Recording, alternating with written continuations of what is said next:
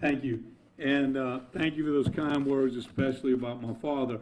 And I will tell you, when you said Goldwater, every time I hear that name, I remember my father took my red wagon and painted it green because that was Goldwater's, and I cried. But there was a thing called Goldwater, and it was a 7-Up drink. And he loaded my wagon with that on Cable Drive in Algiers and said, I want you to knock on every door and give them a can and ask them for Goldwater. And I remember one lady, it was a pink house 6 blocks down, the lady threw a bucket of water on me.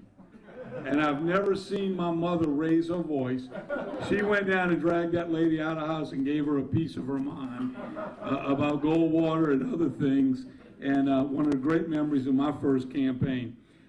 Thank you for having me. I want to recognize Betsy, who did the prayer, and Julio, too. I am blessed to have great, passionate people working with me, and I thank God for them every day. I also want to thank Eddie Risponi, because Eddie, unlike a lot of politicians, public servants, whatever you want to call them, some in our party, some in other parties, he didn't have to do it. He gave up an awful lot, not only his money, his time, and be talked about of things that wasn't true because he loved this state. And to me, a businessman that does that doesn't do it, and I tell you this, Eddie, when I ask people, when they say, you know, what do you think of this can or that can, I say, look at what they did before they ran. Did they help a church? Did they have a business? Did they have a job? Did they do anything to help others? And if the answer is no, then odds are at the end of their political career, even though they might say what we believe, we're going to be disappointed in them. And that holds true for people in both parties that we've seen that are self-serving. So, Eddie, you know, from early on in the campaign, you are a great American, a great Louisianan, and I'm honored to call you a friend, and thank you for putting yourself out there, because it meant the world to Louisiana. Thank you. You know,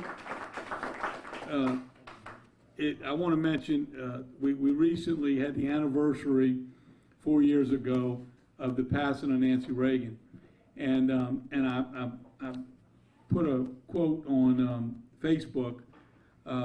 My greatest memory of her was I was fortunate enough to be in the motorcade with her when she traveled in Louisiana, and she went to a school in New Orleans where kids raised money to save the panda bears.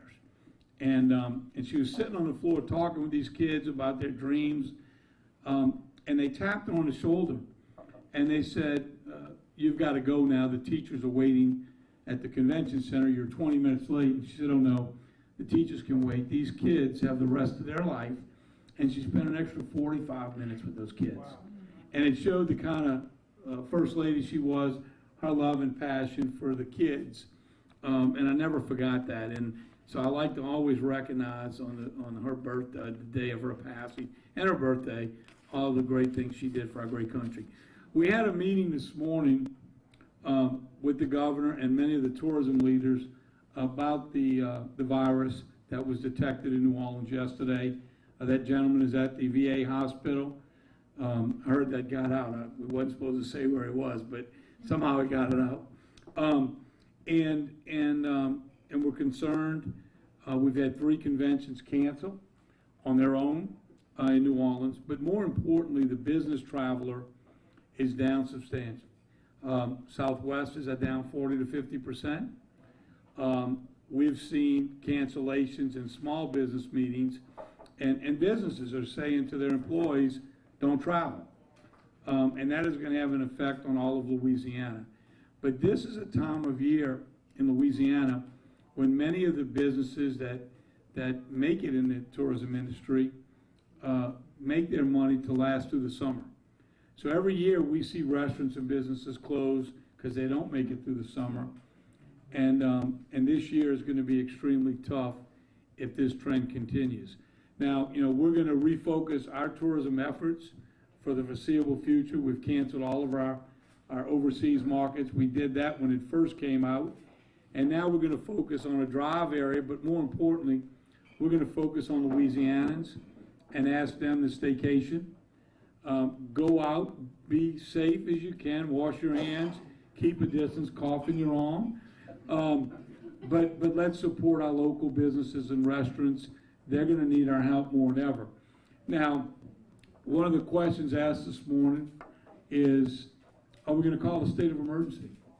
Because that would single a new ability for large groups to cancel with refunds and things. And the governor of Louisiana has a lot more abilities than other states that have already called state of emergencies. If I'm correct from the meeting this morning, they don't anticipate doing that at this time. When will we take aggressive action to curtail travel to Louisiana? If we're no longer, and I hope I say this like the governor said it this morning, where if we get to a point where we can't care for the Louisianans in the hospitals, in the medical field. For instance, anybody that came in touch with that gentleman prior to him being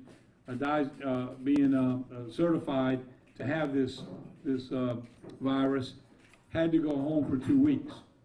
If we had 10 cases at every area of the state and all those workers had to go home and put a strain on the medical industry to treat anybody with a heart attack, a stroke, or other ailments, or a car wreck, then that would put the jeopardy of Louisianans.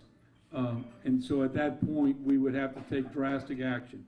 We're hoping that day never comes, but we have to be prepared because it could happen real quickly, because as we've seen in other countries, this thing is spread.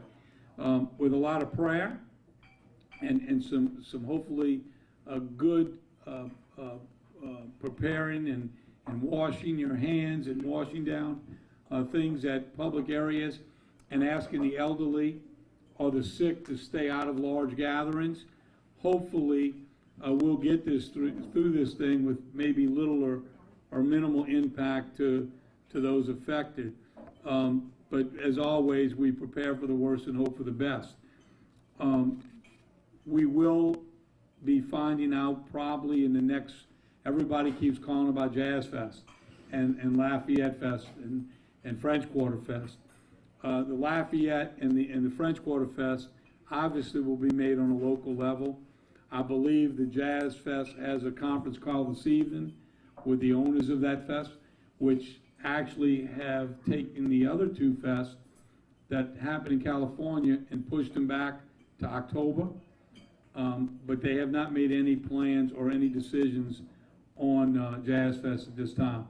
I will say if the French Quarter Fest and Jazz Fest was to cancel or be delayed, that would have a drastic impact on the industry that needs those events in New Orleans area, as would the one in Lafayette. And let me tell you, there are 400 fairs and festivals around the state. Many of them rely on those events and those Strawberry Fest. Big impact to that community. So we hope we don't have to close or cancel any of. We'll work with local leaders on each of those and of course take the direction of them, but we want to support those continuing. You know, I'll mention quickly, last year we had our best year ever in tourism, 9% increase over the previous year. Unbelievable numbers all over Louisiana. And we've seen hotels go up all over Louisiana. Employment, over 250,000 people employed in the hospitality industry, and it's continuing to grow. We're going to see a hiccup with this thing, but the importance of that industry is now the 4th largest industry in Louisiana, and it has become an economic engine for many communities. You know, this year we promoted Mardi Gras all over the state. If you got on a Southwest plane on Mardi Gras Day, they gave you a pair of beads, and over the loudspeaker they said, "Good morning, wherever you're flying today, it's Tuesday, but in Louisiana it's Mardi Gras." And if you'll open the guide in the back of your seat, there's a map of Louisiana, and you can go to that site and book a Mardi Gras trip, a family-friendly Mardi Gras all over Louisiana. and it's incredible how that's working. We're seeing people, I think they saw a 30% increase in hotels in many areas of the state that didn't have outside visitors coming. And we've got a Mardi Gras float that now goes all over the state and has writers and bloggers from all over the country riding on it, talking about the incredible time they had throwing the hot dogs in Shreveport or chasing the chicken in Mahmoud. So it's something different all over Louisiana. But those kind of things are really making an impact for all of Louisiana. And we're hoping that we can get through this thing. You know, tourists left behind $1.9 billion in taxes last year. That's a little over $1,000 per family that you and I didn't have to pay. It's an incredible amount of taxes and economic engine that we hope we don't see take too big of a hit. And you know, Woody, what you were saying about being prisoners and not going out, and comparing this to the flu without making light of those that are sick with it, it doesn't even compare. So it's kind of taken off in the media because it is a new virus, and there's been talks, it's a lot of politics too. So we should make sure we protect our elderly and not go out in large crowds, but we surely don't want to stop all the great things that we love about Louisiana and sharing that with people from all over the country. I will mention, because you had asked me about some of the bills in the legislature. One that's dear and dear to my heart that we were kind of shut down last year. I'm not a big gambler, but if we're going to have gambling, we might as well have it do some good. As I look around the country at other states, what are they doing right, what are they doing wrong? For my job in tourism, state parks, museums, I learned that several states had lotteries dedicated to those in most need. And last year I proposed 3 scratch-offs, one for vets, seniors, and special needs people in Louisiana. 3 of the areas we always seem to cut and not, in 3 areas that need our help and deserve our help. In Texas, a scratch-off brought in a little over $30 million for veterans. Now, I don't buy scratch-offs, because you remember it was going to make education the best in the country, and they took the education money for something else and filled the hole with lottery money. But I believe if I knew that money was going to our vets, seniors, or special needs, I'd buy a few dollars every time I got gas. I won't need any marketing money.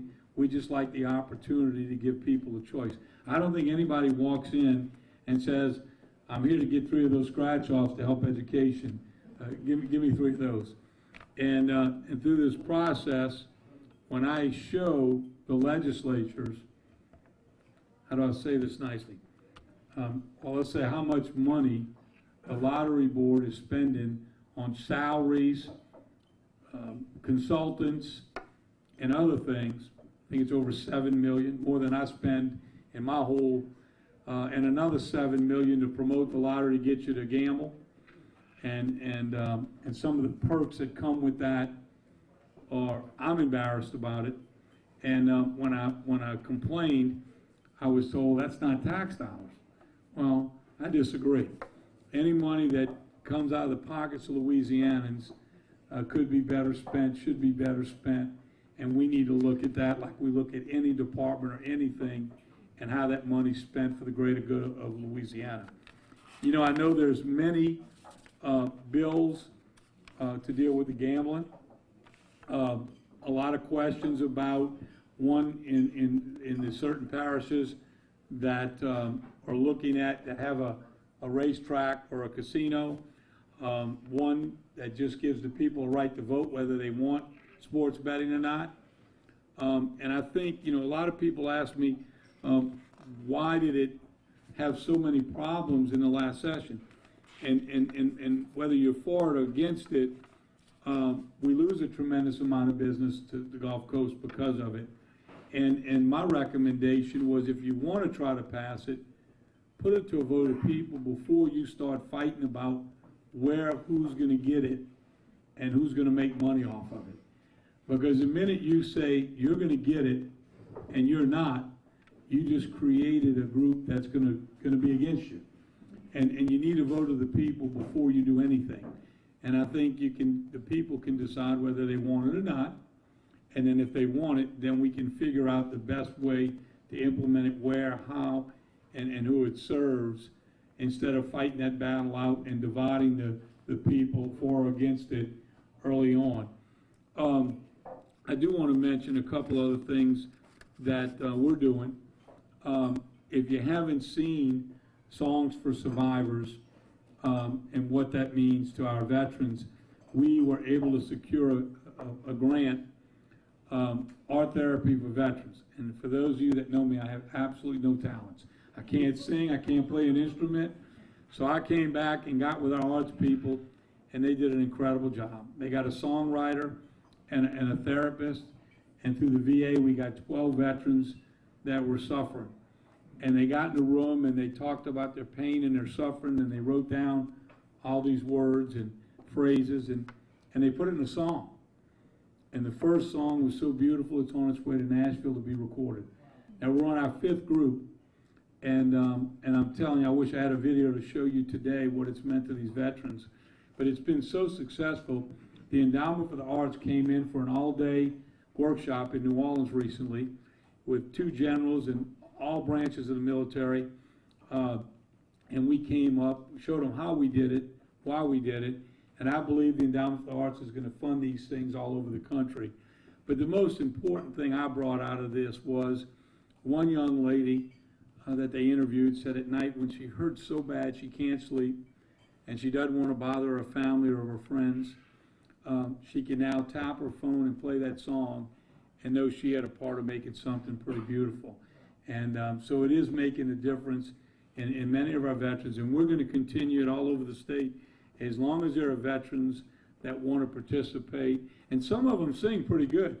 Some of them can sing all along. Some of them participate but don't sing. But it's been an incredible journey for me to learn how much pain and suffering is still out there that these veterans carry home with them and are so proud. Many don't want help. But to see them participate in this and really interact and share with some of the pain and suffering they go through was pretty incredible. Another thing that I'll mention, because I'm here in Baton Rouge, that and we won't get it done as I thought we would for this session, but I'm over the museum system, and they struggle all over the state. If you remember, the Secretary of State gave many back to local government with no funding, and that bothers me. But I went around to the museum community that used to, some still do, but they used to raise a lot of money from the foundations, both Baton Rouge, Shreveport, and New Orleans. And one of the things I heard over and over again is they don't want to put their money up that's controlled by politics, which I understand. Many years ago, the Lieutenant Governor took the authority of the board away from hiring a director, and he takes recommendations, but ultimately, I pick the director. That was the first thing. Second thing, the people in Baton Rouge don't like sending their money to New Orleans for the Cabildo and the Presbytere, nor do they like to send it to Shreveport. So we hired a consultant that has almost finished a study, and I'll give you the gist of it. It's going to recommend, and actually they're meeting with Kyle today, that we have a board in New Orleans, a board in Baton Rouge, and the Secretary of State joins his museums with mine, and I'll give up however many seats he wants on the board to appoint, and then a board in Shreveport. And when we get this put together and present it next year to the legislature, I will give up appointing the directors of those museum boards. The boards will then select their director. I just want to make sure we maintain the state's property proper. When I took office, there had not been a new exhibit in the Cabildo in 26 years. The windows were leaking, the roof was leaking, and we had a museum director that was more worried about bringing in and doing things that had nothing to do with the mission of the museum. He left, and we had some problems. But what we're doing is, we've got those buildings in the best shape they've been. We've had the King and Queen of Spain here, did incredible exhibits. Museum visitations up 40%. We're still not where we want to be, but when we divide these three, we will also encompass all the local museums. And we have a building on Charter Street in the French Quarter where we store art. We don't need to store art in the French Quarter. We're selling a lot of things in there that have no business being in the museum collection. A lot of things that were donated for a tax write-off over the years that will never be distributed or seen by the public and have no real connection to our mission in the museum system. So we are going through the process of getting rid of some of that stuff with an auction house.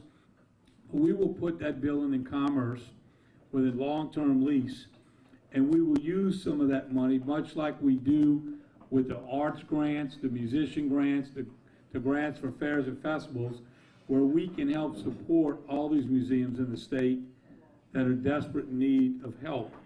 We will also then put a marketing plan together that will encompass all the museums in the state, where you'll be able to go to our museum website and look at every museum in the state and what they have to offer, because none of them have marketing money and they're left out of the local fairs and festival marketing, so nobody knows they're there.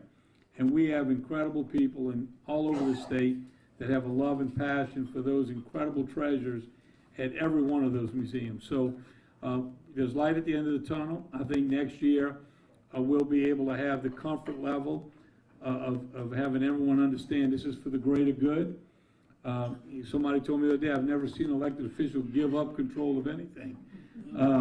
But it's the right thing to do. And those museum boards will be engaged, passionate, because they will select their director for the greater good of that museum and that community. And I think you'll see the communities rally behind those museums. It'll allow us here in Baton Rouge to work together to promote and have special events.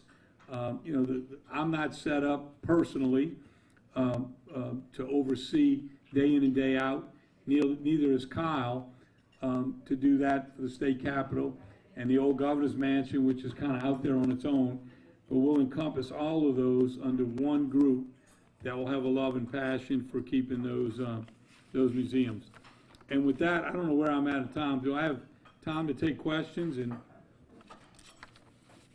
he usually throws something at me when I'm finished. Yes, ma'am. I just want to thank you for your commitment to building with autism in the museum system. Quiet Calm is so excited to be part of it. Well, thank you. And listen, y'all have done incredible things. Y'all are teaching me. You know, we're going to be making all of our state parks wheelchair accessible. And I tell you, Derek Edwards, who working with him, he reached out to Quiet Calm. he has gone around in his wheelchair and telling me, you know, I step over a curb and think nothing of it. You roll up to it in a wheelchair, you got a problem. So he has been going around on his own and letting us know what we need to do at state parks. We're even going to be looking at some private donations to do wheelchair accessible playgrounds. And then after Mardi Gras, we decided we need to have a quiet area, a safe area at every Mardi Gras parade. We're going to put that into Arthur Hardy Guide next year, so parents will know, if I go to this area, we're going to have it barricaded. There'll be a special needs bathroom there. All those things that parents say, well, you know, it's a little tough to take my child out. We'll put a sign up so the people in the floats will know it's sensitive area. Be kind in this area in the way you throw things. And we hope to get that done all over the state before next Mardi Gras. But those ideas come from you. I'm lucky enough to be in a position to be able to help make the community more acceptable and for those special events like the museums for the quiet rooms. So glad to do it. Yes, ma'am. Going back to the coronavirus and how it might affect some of our upcoming festivals, Jazz Fest is the big one, like you said. What are the options? Is it just cancel or not, or postpone, or should you limit artists, or what could happen? Yes. That's going to be a decision. You know, when I realized this morning, and I talked to Quint Davis on Sunday about all those things, and unfortunately that'll be made from the owners of that event from California.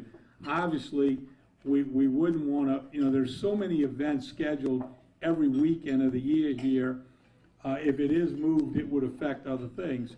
And with one infection at this time, I'm going to go out on a limb, and I don't believe they will cancel it. He did indicate that they were still getting people buying tickets online. So I'm hoping it will move forward unless we have a serious spread or more people come down with the virus. But that'll be decided. There is a 5 o'clock conference call he has with the owners of the event, and I will share with you as soon as I know, good or bad, what that discussion was. Any other questions? Yes, ma'am. You know where the person is contact the virus? In New Orleans? Yeah, where did he get it? Not yet. They are, the people that have come in contact with him have been quarantined and are being tested. But they are doing a check to see where, who, if he had contact with anyone that was in a foreign country, and that's all being done. None of that has been released yet. Any other questions? Yes? Lieutenant Governor, so some of the logistics, I suppose, the phone calls with Vice President Pence, I believe if I heard correctly, you and the governor have been taking part in those. The governor did. I did not take part in the last one, no, sir. And what the governor said this morning was, we are taking a lot of what the vice president and his team of experts are recommending. So as we said, we're not planning on changing any of the plans now. If the word came from the vice president that we needed to do A, B, or C, we would absolutely follow those directions by the federal government, because they have the latest, greatest information at their fingertips. Any other questions? I will make one comment, Woody, about the election. You know, we're feeling pretty good about the president's election here in Louisiana. I am president of the Lieutenant Governors Association, and I know many Republican women got in a bus and went to Florida for the last election. And you know, when people are feeling really good about an election, the one thing you don't want to do is election night, you know, be surprised. And there's a lot of moving parts in this country right now. Surely, my good friend Rebecca Clayfish got beat in Wisconsin in the midterms, and 2 weeks out, she was a shoo-in. 50,000 people, I believe, voted that hadn't voted before. And it's not people that they're polling, which we poll likely voters. It's people that never voted before. And as I saw, and I'm serving with 6 new Democrat lieutenant governors, who many of them didn't expect to win, that are lieutenant governor today because of people that voted that never voted before. And I think, so that's one unknown, that where some people sit back and are comfortable, whether it's a local election, as we saw here, people that didn't vote in the first primary, voted in the second, came out of the woodwork, that changed that election.